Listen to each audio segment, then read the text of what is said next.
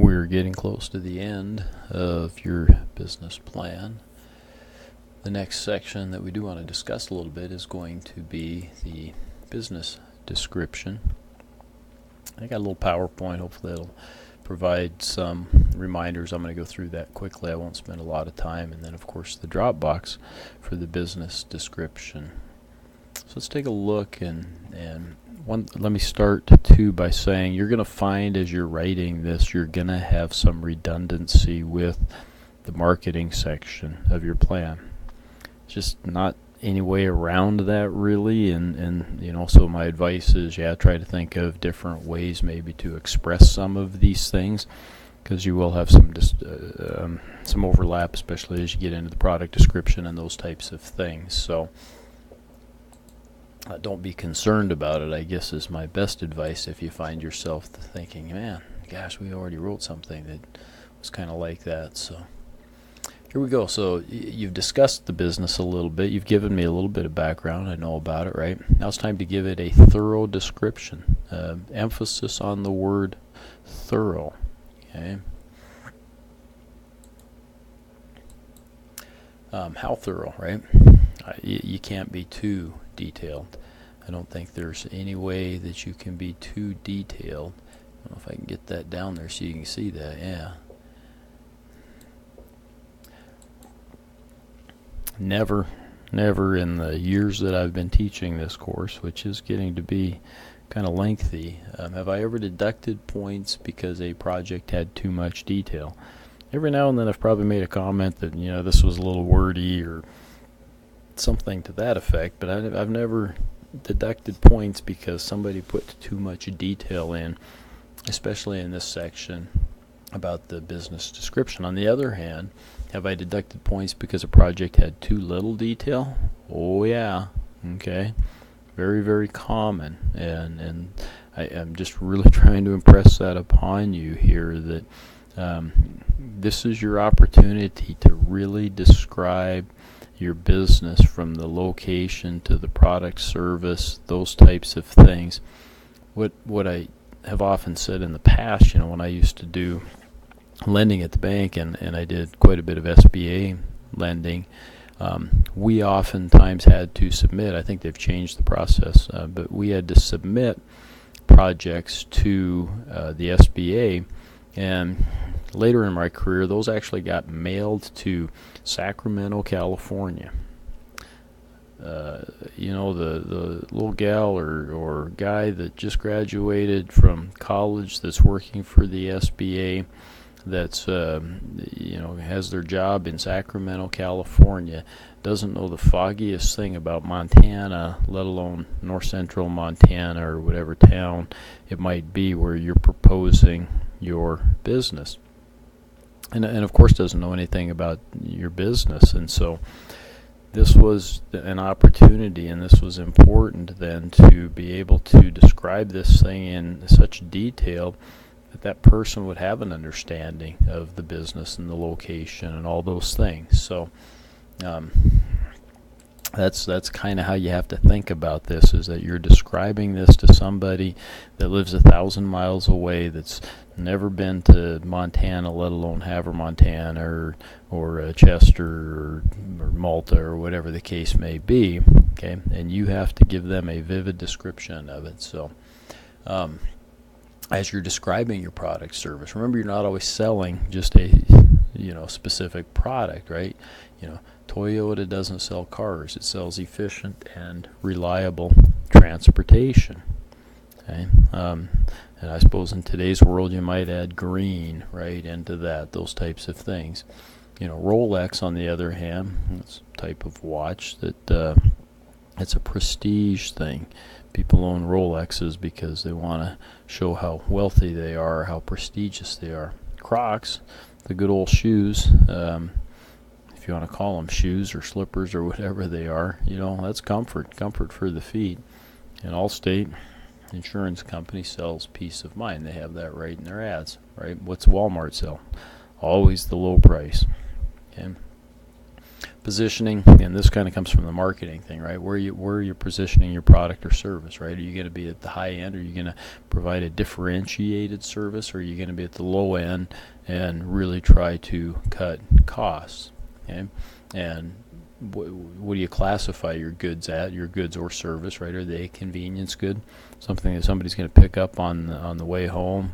You know, a soda pop, bottled water, gallon of milk, those types of things are often cigarettes, you know, considered convenience goods. Shopping goods are those things that you might shop around on the price for a little bit. Okay. And then specialty goods are, you know, absolutely those things that are a little bit out of the norm, and that may only apply to niche markets, not to everybody. You know, I don't have any pets right now. I wouldn't be inclined to purchase any pet things, and so certain pet things might be considered a specialty good. Competitive evaluation, how do you stack up? Again, kind of overlap with some of the marketing stuff. You know, how's your strategy going to enable you to garner or get the market share that you have projected? You know, how is it going to do that? Kind of, you know, give some explanation about that.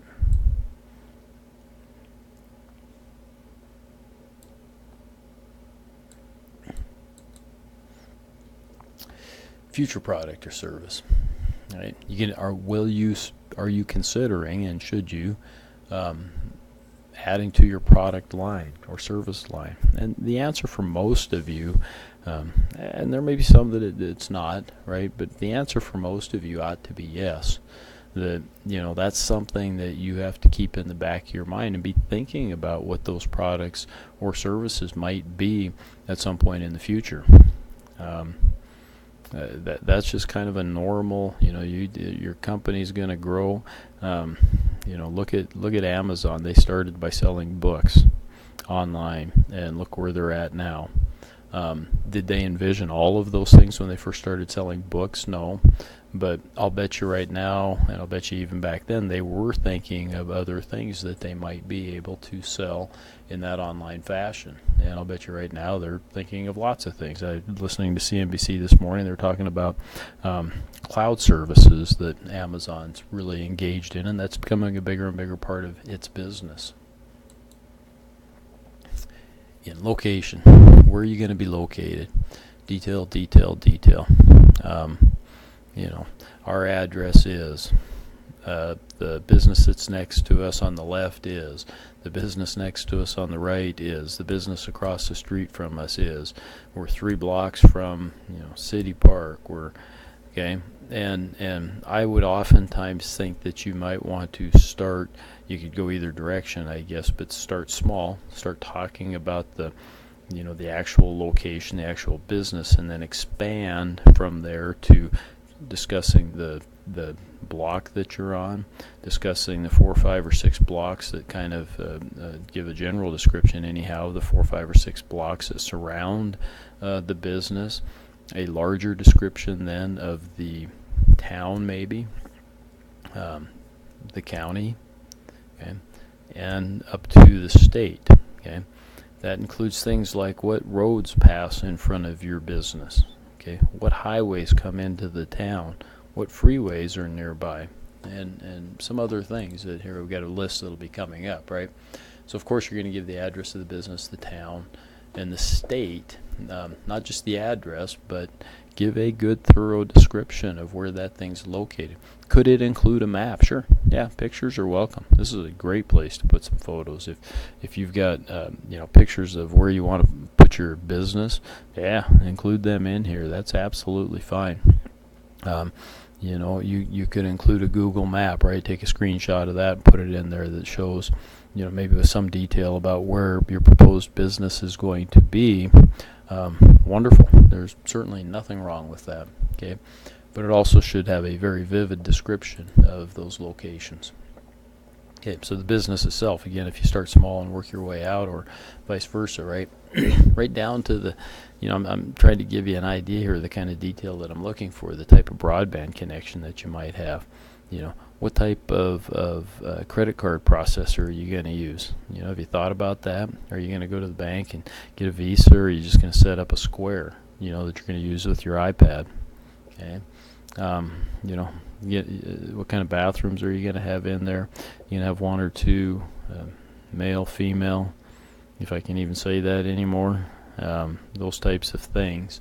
Okay, handicapped accessible, la da da. How are you going to decorate the business? Are you going to decorate it? What's the front counter going to look like? Do you have a cash register with a point of sale system? Does the square include point of sale system? Et cetera, et cetera, et cetera. If you're a coffee shop, how many tables are you going to have? Are they going to be square around? Are they going to have 4 chairs around them, or 5 or 6? Those types of things, right? And I've had people, you can get basic little, what do I want to call them? Architectural kinds of programs where you could actually draw those things up. I've had some students do that.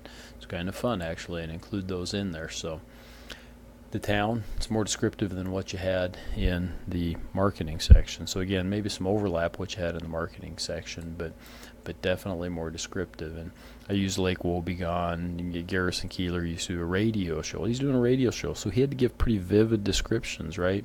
And Lake Wobegon was a made-up town, but he had these wonderful descriptions, of the town and its people, and probably far better with words than I will ever be. But there it is. Well, there's the news from Lake Wobegon, where all the women are strong, all the men are good looking, and all the children are above average. Right? Gives you kind of a good description. So, factors that you should consider when describing your location, right? Access to public transit. I'm not going to go through all of these, but take a look. And some of these may apply, number one, and some of them may apply differently than what you originally think. And I know there's at least one project, and one of the advantages is that there is no access or little access to public transportation, and that the nearest competitor is a long ways away.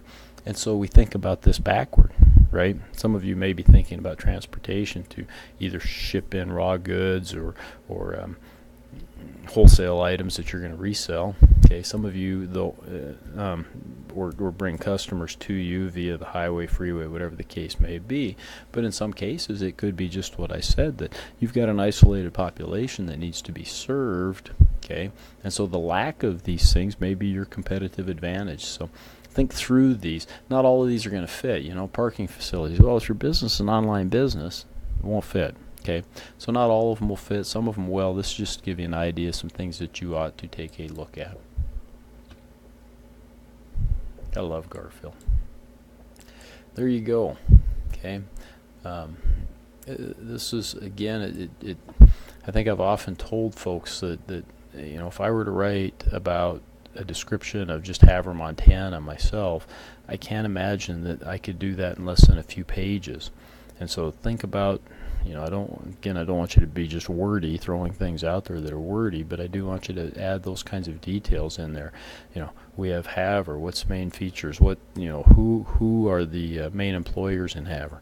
We've got the college, we've got the hospital, obviously we've got the BNSF Railroad, big agricultural community, right? We have the largest county park in the United States just to the south of Havre. We've got a ski hill. We've got 2 golf courses. Highway 2 runs through Havre. Gateway to Glacier National Park. On and on and on. Okay, and I'm just kind of sputtering those things out as opposed to writing it with any kind of prose or with any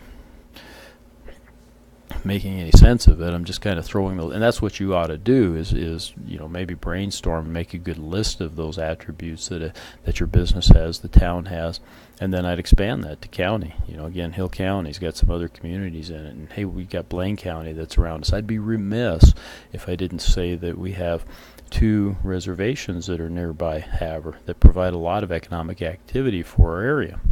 Okay.